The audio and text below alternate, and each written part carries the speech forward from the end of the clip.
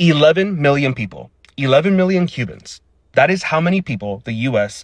is attempting and is starving and forcing into a humanitarian crisis because Trump and his administration want to escalate an already inhumane 60-plus year blockade. Hi, I'm Cuban, born and raised in Cuba since the year 1991, way before Trump ever thought of becoming a president. And for 17 years, this is what I have for breakfast. Every day before going to school, my mom had to give me a glass of water, clean water with sugar.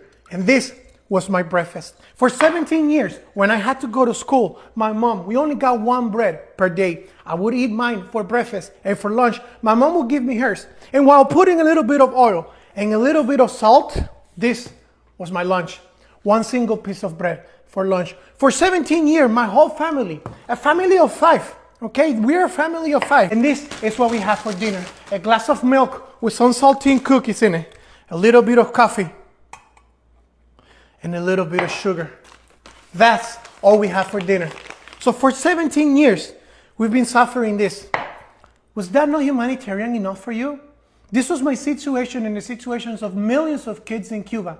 Was that not humanitarian enough for you? And what bothers me even more is that for you guys, it's not even about the Cuban people. It's not even about the communist ideals. For you guys, it's you guys hate America. You want to see America destroyed. That's the whole purpose of communists. So all you care about is a narrative that enhances your version of history. United States, the imperialistic government that only destroys. That's all you really care about. Man, I'm so tired of hearing these Cuban Americans. You're only Cuban Americans because you're a descendant from Cuban people. You can know yourself a true Cuban because what makes us Cuban is synonym with oppression. What makes us Cuban is synonym with dictatorship and suffering. And you and every single Cuban American that supports that communist dictatorship have not lived that. You are not true Cuban Americans because you cannot speak to our pain. You cannot speak to our experience. You're really going to blame the blockade in the United States for the fact that citizens in Cuba, kids, can only have water with sugar for breakfast?